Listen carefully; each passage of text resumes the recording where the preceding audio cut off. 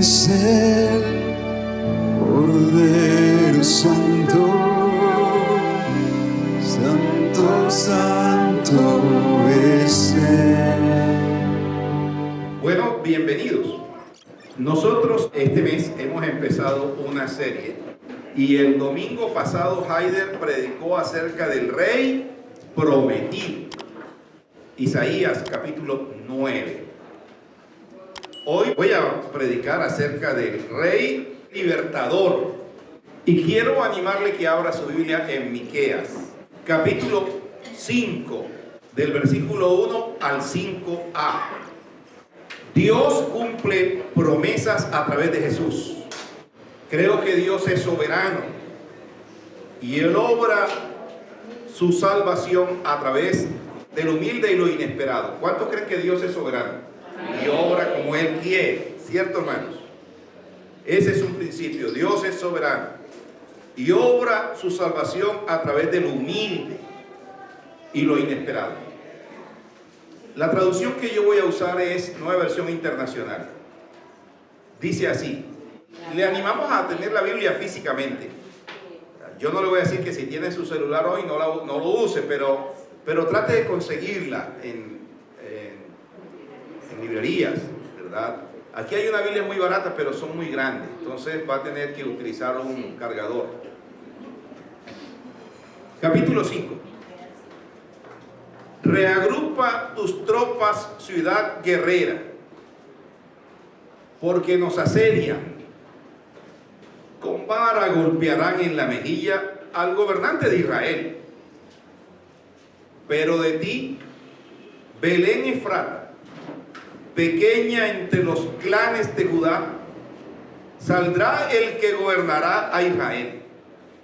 Sus orígenes se remontan hasta la antigüedad, hasta tiempos inmemoriales. Por eso Dios los entregará al enemigo hasta que tenga su hijo, la que va a ser madre, y vuelva junto al pueblo de Israel el resto de sus hermanos. Pero surgirá uno para pastorearlos con el poder del Señor, con la majestad del nombre del Señor su Dios. Vivirán seguros, porque Él dominará hasta los confines de la tierra. Y el versículo 5, la primera parte dice, Él traerá paz. Retroceda por un momento al versículo 1, al capítulo 1, versículo 1 de este libro. Capítulo 1, versículo 1. Esta es la palabra que el Señor dirigió a Miqueas de Moreset, entre los reinados de Cotán, Acaz y Ezequías, reyes de Judá. Esta es la visión que tuvo acerca de Samaria y de Jerusalén. Este pasaje nos muestra al rey pastor que surge de los pequeños y humilla a los grandes e instaura la paz en su pueblo y en el mundo. En el primer versículo de este libro nos dice que la palabra fue dada a Miqueas en días de algunos reyes, Acaz, Ezequías. Se cree que también fue contemporáneo con Isaías, siglo VIII antes de Cristo. El pueblo de Dios estaba sitiado y estaba sitiado por los asirios. Los asirios, un imperio que dominaba prácticamente el Medio Oriente, toda la región de Mesopotamia, ¿verdad? Y Belén no era la ciudad principal de Palestina. Teníamos Samaria en el norte y en el sur, Jerusalén. Pero Samaria es una ciudad pequeña, insignificante. Tal vez pudiéramos pensar en Rusia y Montería. Ahora, de Montería puede salir algo bueno, no se rían. O de pronto Estados Unidos y pudiéramos decir Sincelejo o Armenia. Era muy pequeña, Belén. al sur de Palestina. Y los asirios estaban sitiando al pueblo de Dios. Tenía amedrantado a los dos reinos. Ezequías estaba reinando aquí en Judá.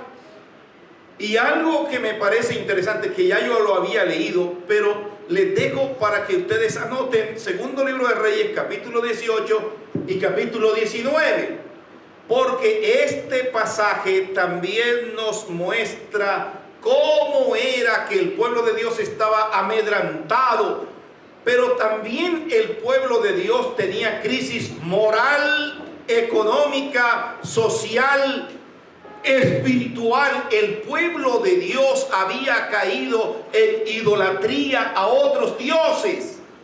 Se habían olvidado de Dios. Los jueces, las leyes eran torcidas. Los sacerdotes vivían también en pecaminosidad, en inmoralidad, ¿verdad? Los profetas no decían la palabra tal como era, sino que habían también falsos profetas. Pero en medio de toda esta circunstancia, Dios siempre tiene una palabra propicia.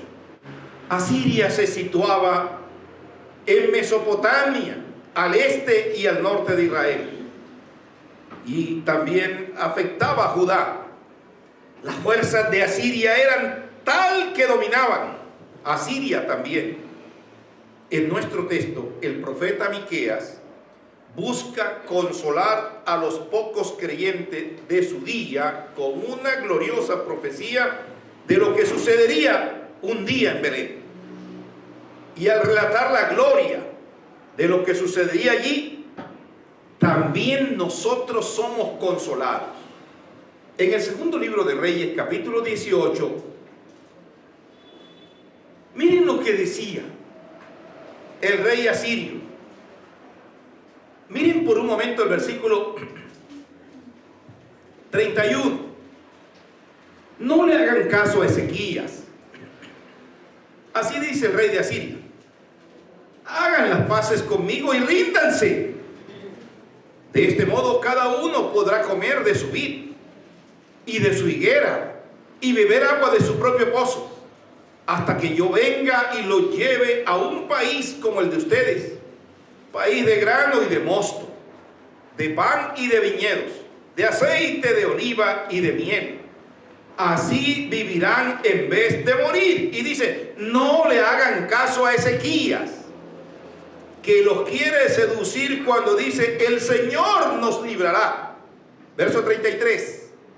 Miren lo que dice el rey asirio. ¿Acaso alguno de los dioses de las naciones puede librar su país de la mano del rey de Asiria? Eso dicen los emisarios, los que había mandado el rey de Asiria. Así que el pueblo de Dios estaba entre la espada y la pared.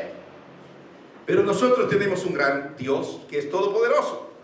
En primer lugar, yo quiero que miremos versículo 1 y 2 del capítulo que hemos leído, el terror de lo grande. Hay un gran enemigo. Y este versículo 1 habla de una época difícil, terrible, una época de asedio y como tal una época de depravación, incluyendo el morir de hambre. Este pasaje nos habla de la humillación del rey, cómo le ocurrió a Sedequías más adelante. Degollaron a sus hijos delante de él, le sacaron los ojos y lo pusieron en cautiverio.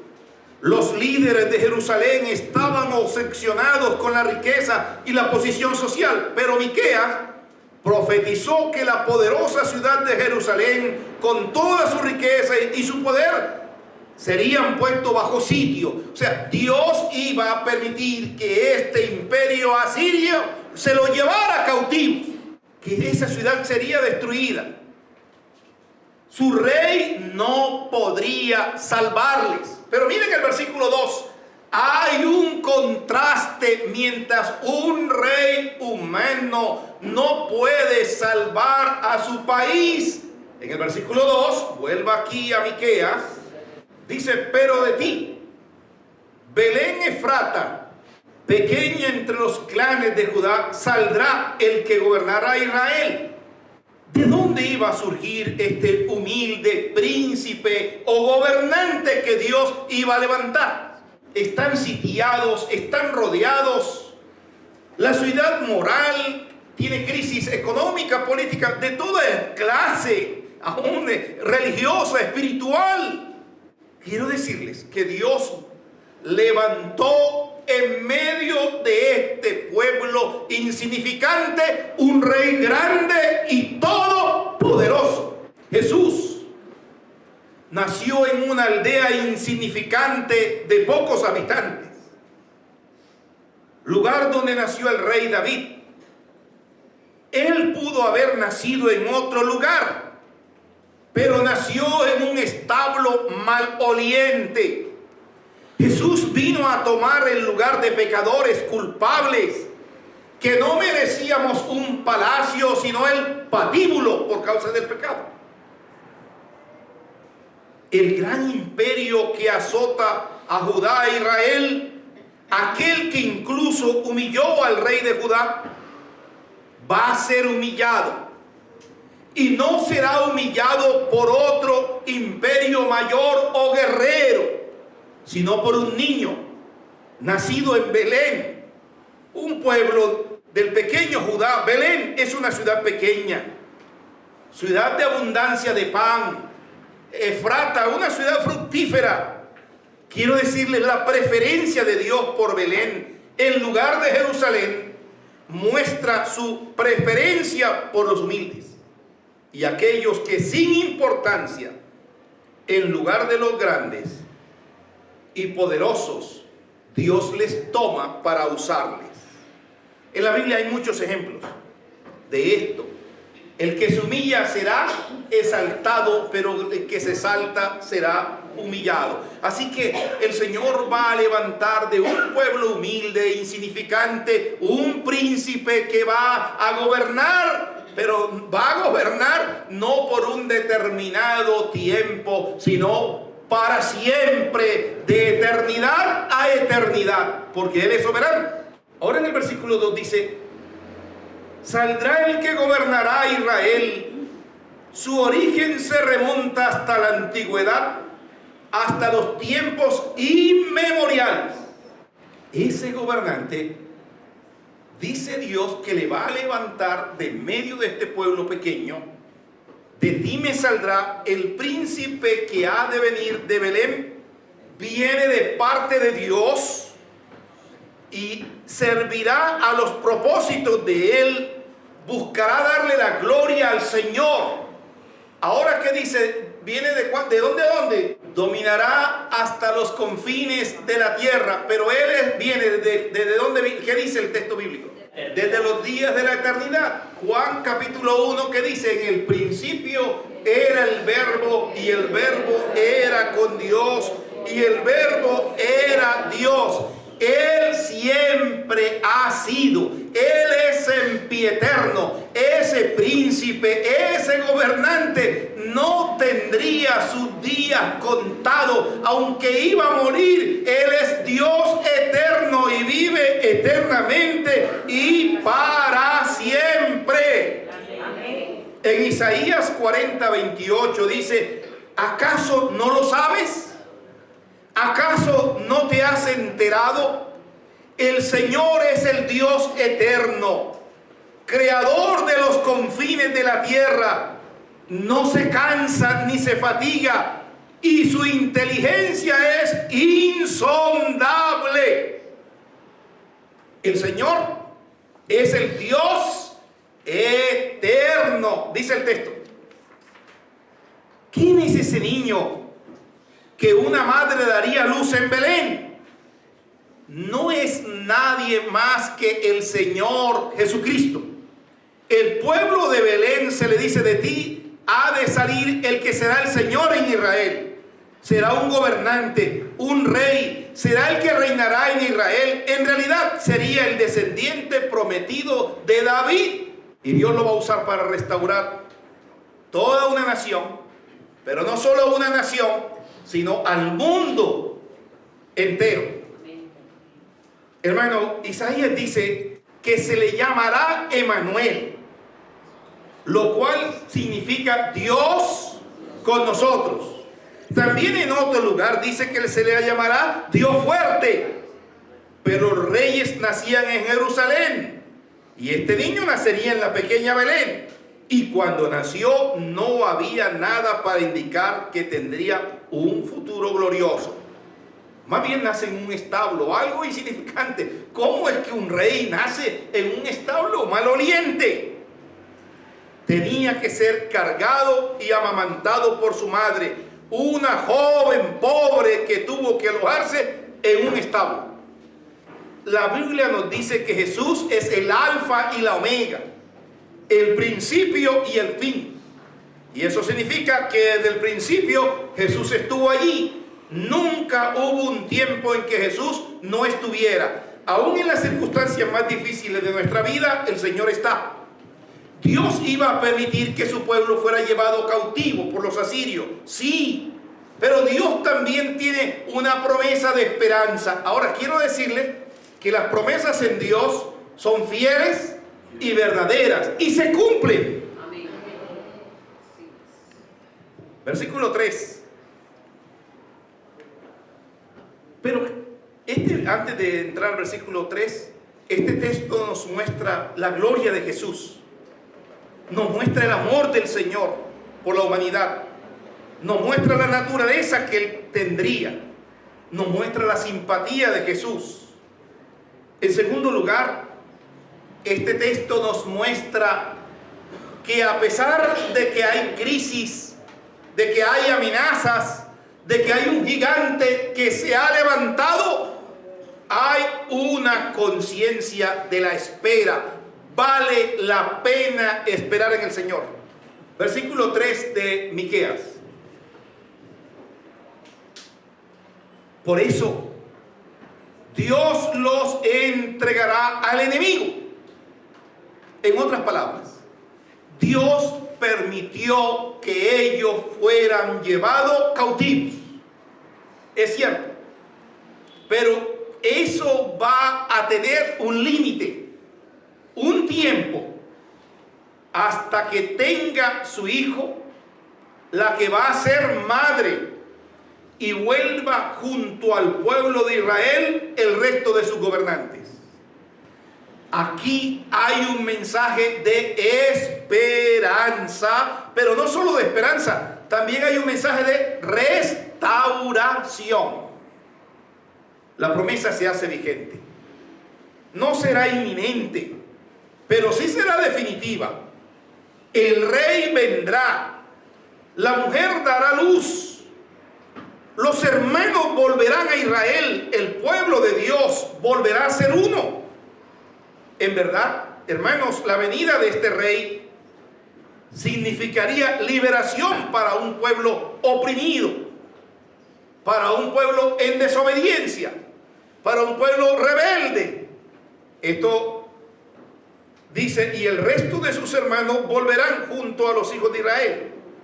Si bien el pueblo sería abandonado por causa de sus pecados, hasta la venida de este rey, ahora el pueblo, todo el pueblo, Judá e Israel, serían totalmente restaurados, porque Dios es un Dios que restaura, que transforma y que cambia. Dios cambia las circunstancias cuando confiamos en Él y trae liberación. Versículos 4 y 5. Encontramos a un rey pastor.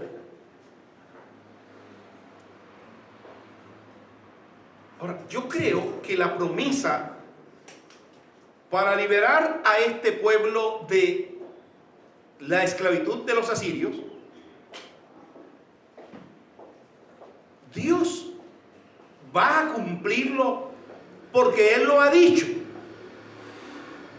Y de veras Jesús nació en Belén, el rey prometido. En el Nuevo Testamento, digamos así, los evangelistas reconocieron que este fue el lugar de nacimiento del Señor. Mateo 2:6. Vamos a leer Mateo 2:6. Miren lo que dice.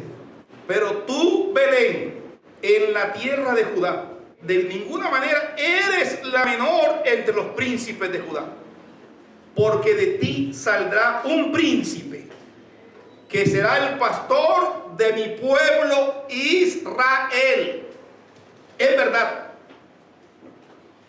Belén es una ciudad pequeña, insignificante, un pequeño pueblo, pero Dios, en su soberanía, en su bondad, en su misericordia, permite que este sea el lugar para que su Hijo, el Hijo de Dios, pueda nacer en este lugar. Ahora, hermano, ¿qué nos enseña esta palabra? Mateo está ratificando que las promesas de Dios se cumplen, que Dios es fiel, que Dios es bondadoso, amoroso, que lo que Dios ha dicho es real.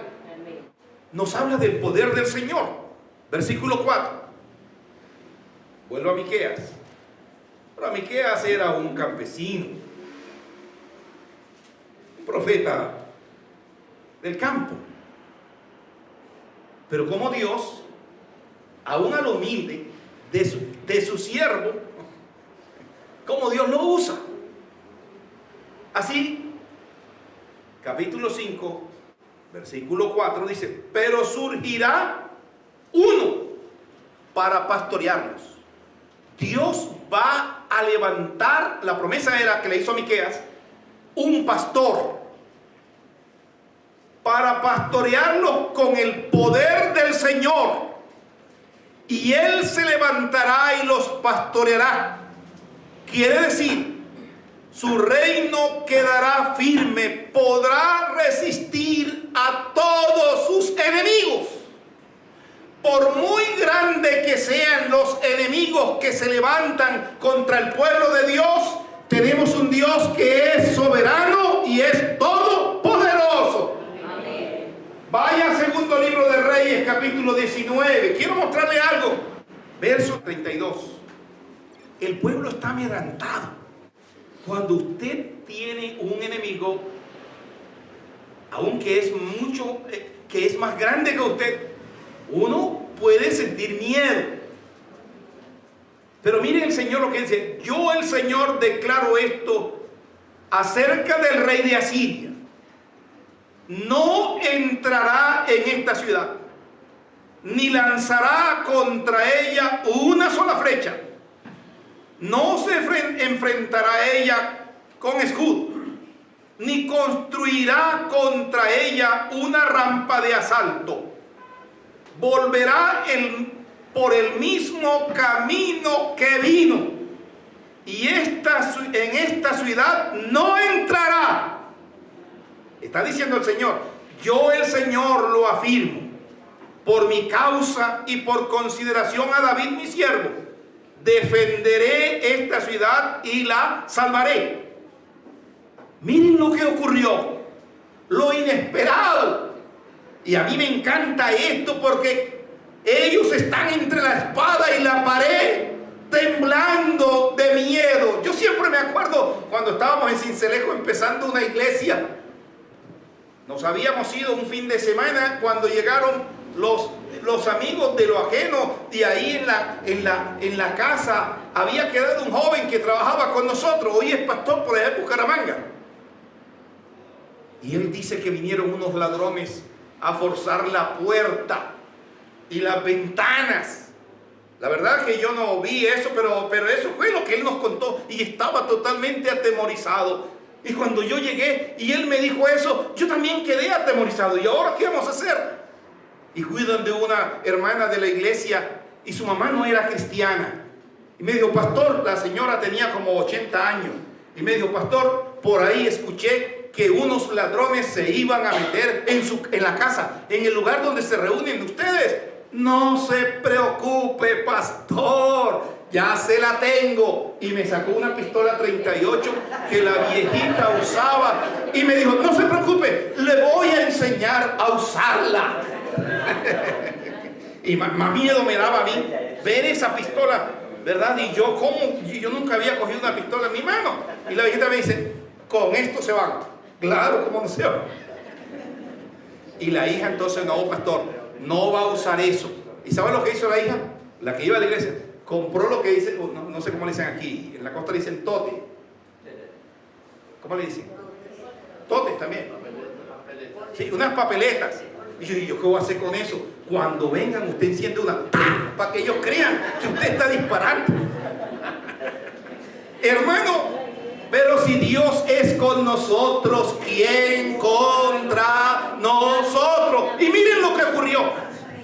Y esa misma noche, el ángel del Señor salió. ¿Salió Ezequías? ¿Salió el ejército? No. Y esa misma noche, el ángel del Señor salió y mató a 185,000 hombres del campamento de los asirios. A la mañana siguiente, cuando los demás se levantaron, allí estaban tendidos todos los cadáveres. Así que Senaquerib, rey de Asiria, levantó el campamento y se retiró. Volvió a Nínive y permaneció allí. Pero un día, mientras adoraba en el templo de su dios Nisroch, sus hijos Adramelech y Sarecer lo mataron a espada y escaparon a la tierra de Ararat. Y su hijo Esarhaddon lo sucedió en el trono. El ángel de Jehová acampa alrededor de los que le temen y lo defienden. Este gobernante vendría en la majestad del nombre del Señor, pero también traería paz, ese chalón de Dios. Y el domingo Haider, hablando de la paz, dijo una definición: la paz no es ausencia de conflictos, de problemas, de circunstancias. No significa que si Dios está con nosotros, no, todas las cosas van a estar aparentemente funcionando bien. Aunque el Señor esté con nosotros, vamos a enfrentar dificultades, pero de esas nos saca el Señor. Él mismo es nuestra paz. Aunque en nosotros no había más pecado y transgresión y por lo tanto estábamos bajo la ira de Dios, Cristo nació para reconciliarnos con el Padre. Y efectivamente Pablo nos escribe en Efesios 2:14, Él es nuestra paz. Es como Isaías profetizó, el príncipe de paz. En Romanos Pablo nos dice que justificados pues por la fe tenemos paz para con Dios. Romanos 5:1. Por medio de nuestro Señor Jesucristo. Y no solo ha hecho la paz con Dios al quitar nuestros pecados, con esto también ha hecho la paz entre las personas. El rey pastor, que tuvo su origen en un pequeño pueblo, humillará a todo lo grande. Tomará vigencia en el mundo entero y nada ni nadie le podrá hacer frente. Él instaurará la paz. ¿Y qué me da confianza en la palabra del Señor? Me da confianza que las promesas de Dios se cumplen en Cristo y son verdaderas en Él. Son fieles. Dios es fiel a su palabra, es fiel a su promesa. Hermano, vale la pena esperar en el Señor. Tenemos un rey, un príncipe, un gobernante que vino, pero no solamente vino en el pasado, sino que vendrá. Así como le habéis visto ir al cielo, así Él descenderá, dijeron aquellos ángeles. Varones galileos, ¿por qué estáis mirando al cielo? Aquel que ascendió al cielo, así como ascendió, así también vendrá. ¿Cuántos creen en eso? Amén. Un niño insignificante para el mundo, pero era Dios mismo en medio de los hombres. Dios hizo carpa con el hombre, habitó en medio de ellos. Y Juan dijo, y nosotros vimos su gloria. Gloria como del unigénito del Padre. Así que tenemos un gran rey que vino, pero está en medio de su iglesia. Está en medio de su iglesia. Ahora, el fin no es tanto el pesebre, no. El fin de la venida del rey, ¿sabe qué es? Que Él vino para dar su vida en rescate por todos nosotros. Porque la paga del pecado es la muerte, mas la dádiva, mas el regalo de Dios es vida eterna en Cristo Jesús. La adoración no es el pesebre. Él no se quedó como un pequeño niño. No. Él creció y habita en nuestra vida, en nuestro corazón. ¿Será que tu corazón puede ser el lugar para que Él reine? Permite que Dios reine. Regocíjense en este rey humilde que nació en Belén y ha ganado para nosotros un reino eterno. ¿Y sabe qué? Toda lengua confesará que Jesucristo es el Señor, para gloria de Dios Padre. A Él sea la gloria. Y esta mañana lo que vamos a hacer es rendir nuestra vida y nuestro corazón delante del Señor. Levantamos nuestra alabanza al que dentro no está.